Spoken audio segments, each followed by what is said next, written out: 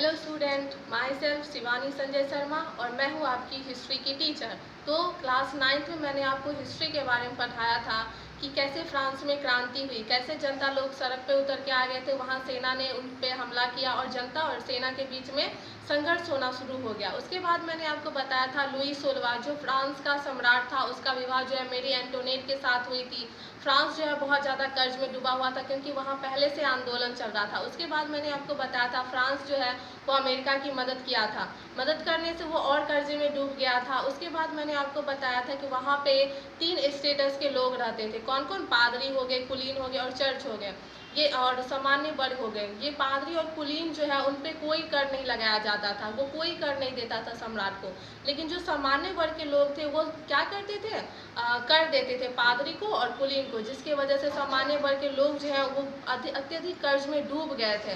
कर्ज में अत्यधिक डूबने के कारण वो ज़्यादा आक्रोश में थे। और जब फ्रांस की, पता ही आपको, जब फ्रांस की जनसंख्या जो है वो 2.3 मिलियन से 2.8 मिलियन हो गई थी, मतलब फ्रांस की जनसंख्या जब बढ़ गई थी, तो जब संख्या बढ़ी तो उत्पादन भी तो बढ़ना चाहिए था ना। तो किसानों ने उत्पादन तो बढ़ाया, लेकिन वहाँ पे जो आंदोलन चल रहा था फ्रांस में, उसके कारण वहाँ की महंगाई जो है बढ़ने लगी थी। महंगाई बढ़ने के कारण वहाँ के किसान जो है उस महंगाई से लड़ नहीं पा रहे थे, वो भूखे रहना पड़ता था। और जो फसल उपजाते थे वो क्या करते थे? उनको कर के रूप में उन लोगों को दे देते थे, पादरी को और कुलीन को।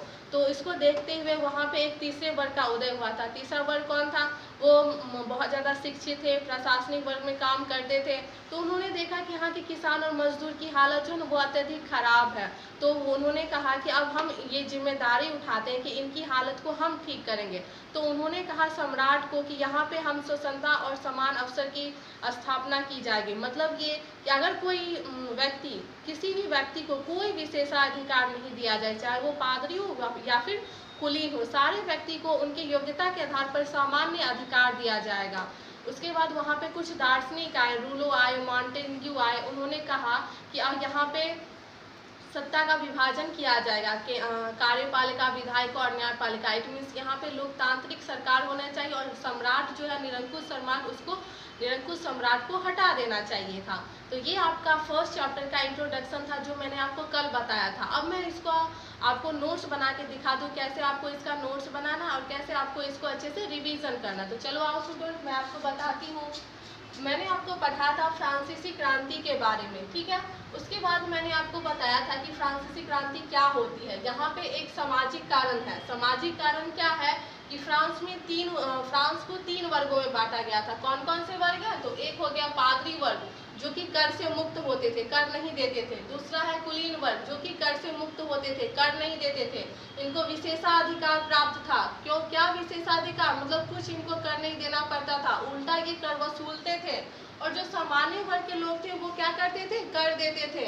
कर देने की वजह से ये अत्यधिक गरीब हो गए थे। किसान, यहाँ के मजदूर, इनको खाने तक का पैसा तक नहीं था, खाने की इन पे लालच थी।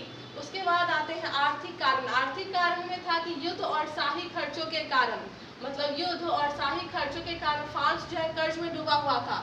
युद्ध बाहर से हो रहा था और शाही खर्चे, मतलब वो अपने राज दरबार का मेंटेनेंस जो बनाए रखते थे, उनकी रानी और खर्चीली थी, वो अत्यधिक और खर्च करती थी, जिसके कारण ये अत्यधिक और कर्ज में डूब गए थे। उसके बाद मैंने आपको बताया था कि महंगाई और कर की वजह से आम जनता परेशान थे। फ्रांस में जो आम लोग थे, आम जनता थी, वो क्या थी? तो वह महंगाई बढ़ रही थी युद्ध होने के कारण।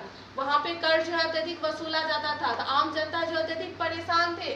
उसके बाद आता है राजनीतिक कारण। राजनीतिक कारण में मैंने आपको पढ़ाया था कि जो सम्राट लुई 16 था वो कमजोर भी था और अयोग्य भी था। लेकिन उसकी जो महारानी थी, रानी थी, जिनका विवाह मेरी एंटोनेट, जिनका नाम है, उनके साथ उनकी विवाह हुआ था। तो वो जो थी वो अत्यधिक खर्चीली थी, वो अत्यधिक खर्च करती थी और जनता के दुखों को नज़रअंदाज करती थी। वो सिर्फ अपने शान और शौकत पर पैसे खर्च करती थी। ये नहीं देखती थी कि फ्रांस की जनता को क्या वहाँ पे दिक्कत है, उसको कोई मतलब नहीं था, सिर्फ वो अपने ऊपर खर्च करती थी। उसके बाद ये बौद्धिक कारण आता है। बौद्धिक कारण मैंने आपको बताया, रूसो थे, वोल्टेयर थे और मॉन्टेग्यू थे। ये सारे जो है दार्शनिक है। ये दार्शनिक ने देखा कि यहाँ पे जनता जो है अत्यधिक परेशान है, तो इन्होंने कहा कि यहाँ पे समानता, स्वतंत्रता की विचारधारा को लाया जाए और सम्राट को हटाया जाए, निरंकुश शासन को हटाया जाए। उसके बाद इन्होंने फ्रांस में स्वतंत्रता और समानता की स्थापना की। अब मैं आपको इसमें आपको याद क्या क्या रखना है, तो ये याद रखना है कि फ्रांस की क्रांति जो कब हुई थी, तो 14 जुलाई 1789 को फ्रांस की क्रांति हुई थी। और उसके बाद आपको इन सारे में से आपको कुछ क्वेश्चन मैं दे रही हूँ बनाने के लिए, तो आप बना के लाना कि फ्रांसीसी समाज को कितने वर्गों में बांटा गया था, कितने कितने वर्ग थे। उसके बाद आप इसमें बना के लाना कि फ्रांसीसी क्रांति के 4 प्रमुख जो कारण है वो क्या कारण है। और एक और क्वेश्चन आप बना के लाना कि जो बालस्तीन किला था उस पर जो हमला हुआ था वो क्यों हुआ था। तो ये आपका फर्स्ट चैप्टर है जो मैंने आपको कल पढ़ा दिया था और कुछ आज मैंने आपको इसमें लिखा दिया। अब नेक्स्ट चलते हैं चैप्टर 2, जिसका मैं आज आपको कुछ इंट्रोडक्शन दे देती हूँ कि चैप्टर 2 में हमें पढ़ना क्या है। तो चलो चैप्टर 2 में मैं आपको बताती हूँ क्या क्या हमें पढ़ना है। तो जब चैप्टर 1 में आपको पढ़ा कि लुई 16वां जो है अत्यधिक कर वसूलता था, तो ये कर के बारे में ही है कि कर क्यों वसूलता था। देखो, जब लुई 16वां अत्यधिक कर वसूलता था तो उसमें कर को देखते हुए स्टेटस जनरल की बैठक, लुई 16वां जो है चैप्टर 2 में है कि फ्रांस की क्रांति की प्रमुख घटना में कि लुई 16वां ने क्या किया, एक स्टेटस जनरल की बैठक बुलाई थी। एक स्टेटस जनरल की बैठक जो है वो 5 मई 1789 को उन्होंने बुलाई थी।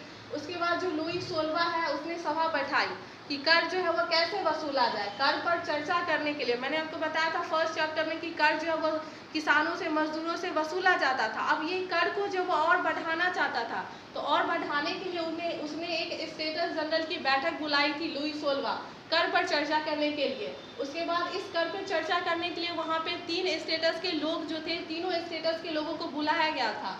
तीनों स्टेटस के लोगों को बुलाया गया था। उसमें पादरी और कुलीन वर्ग जो थे उनकी जो मांगे थी उनको तो मान लिया गया था, बट जो सामान्य वर्ग थे, तीसरे स्टेटस के लोग आते थे, उनकी जो मांग थी, वो जो मांग करते थे कि महंगाई को कम किया जाए, हम पे से कर हटाया जाए, लेकिन उनको जो वो नहीं माना गया था और तीसरे स्टेटस के लोगों को वहाँ से भगा दिया गया था। तो तीसरे स्टेटस के जो लोग हैं वो अत्यधिक परेशान हो गए। उन्होंने कहा कि हम खुद की एक असेंबली बनाएंगे। जब तीसरे स्टेटस के लोग, तीसरे वर्ग के लोग जो है वो उसने कहा कि हम खुद की एक असेंबली बनाएंगे, उसने नेशनल असेंबली जो है एक नेशनल असेंबली बनाया, एक नेशनल असेंबली बनाया। नेशनल असेंबली में तीसरे स्टेटस के लोग थे। उसके बाद उन्होंने नेशनल असेंबली बनाने के बाद उन्होंने कहा कि यहाँ पे स्वतंत्रता समानता की स्थापना करो, यहाँ पे लोकतांत्रिक शासन लाओ, सम्राट को हटाओ। उसके बाद ये सारी जागरूकता जो है लोगों के बीच फैलाया गया। तो लोगों ने क्या किया, जो बालस्तीन किला था उस पर हमला किया, उसको ढा दिया, वहाँ पे जितने भी सामान मिले थे उसको जाके बाजार में बेच दिया। उसके बाद जब ग्रामीण इलाकों में पता चला कि जो वहाँ के सम्राट है वो हमें पे हमला कर रहे हैं, तो उन्होंने जो ग्रामीण इलाके के लोग, किसान और मजदूर के, उन्होंने भी जाके इस आंदोलन में भाग लिया। और उन्होंने क्या किया, जो किसान मजदूर है वहाँ के जितने भी अनाज हो गए वहाँ उनको लूट लिया, मतलब जो किसानों का ज़मीन था उन पर कब्जा कर लिया। और तो वहाँ के जो कुलीन और पादरी हो गए वो ज़मीन छोड़ के भागने लगे। ये सब होने के बाद जब ये सब हो गया तो उसके बाद 1791 में एक नया संविधान आया। तब यहाँ पे 1791 में संविधान की स्थापना हुई।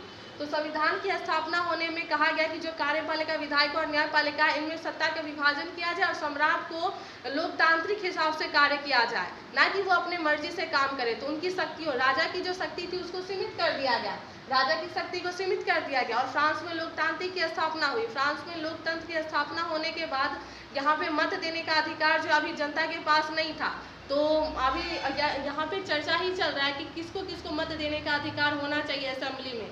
तो मैंने आज आपको बता दें कि चैप्टर 2 में हमने क्या पढ़ा। तो कल मैं आपको फिर से इसका नोट्स लिखा के एक बार फिर से रिवीजन करवा दूंगी।